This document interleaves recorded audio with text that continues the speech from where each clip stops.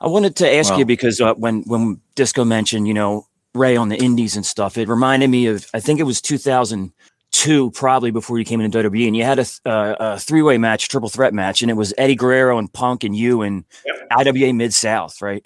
Yeah, I just thought of it because Punk just returned. But what was the match like with you, Eddie, and Punk, and what was your first impressions of Punk and stuff? That was crazy. I still hadn't made my way to WWE. Mm-hmm. I know Eddie, I believe that was his last match before he went back to WWE. Mm-hmm. So if you go back and look at that time, how the independent scene was very booming.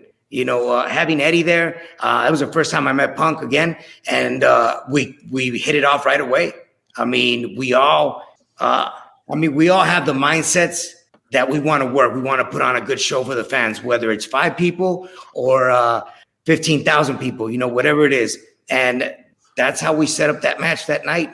And I was kind of excited too, because I knew that after that match, I was eventually going to meet up with Eddie down in WWE. Mm-hmm. Now, no idea where Punk was headed after that. But of course, we saw what happened. And sure enough, shortly we kind of collided once again. Yeah. Were you surprised to see that he came back, his appearance in Survivor Series and all that, or was that a big shock? So I was texting Punk back and forth every now and then. We would say hi and what's up. Okay. Always been not super close, but connected, and we all friendly acquaintances. Of course, yes, and him just watching Dominic's career take off. We would constantly shoot each other texts. Of course, Punk was a big rival during the whole Mysterio family on board in WWE. Mm-hmm. With my daughter's birthday, she came out. I don't know, 6, 7 years old at the time. Yeah, probably 13, 14. So it's kind of cool to revisit all of that and now see the growth overall of just the Mysterio family. And how we are all still connected in some way. What do you think about the heat he gets? What do you think about the heat Dom gets on the mic?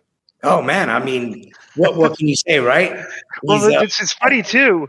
It's literally, remember we used to call it the Hogan pop or the Warrior. It's like it's the Dominic Mysterio heat. Right?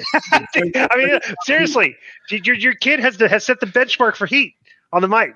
Because they have I don't know if you, Ray, have you seen Don Callis on AEW or no? Of course, yeah. So he gets booed a lot, and they say that's Dom heat. Yeah. I actually was keeping up at the same time that Dom's story was evolving, and Callis was on TV cutting promos as well. Overall, I mean, you can only imagine. None of you are fathers, right? Joe, are you a father? No. Married, no kids. It's very hard for you guys to understand, how I feel personally as a father. But to be able to see my son's growth like that in this manner, and to still be part of the business is incredible.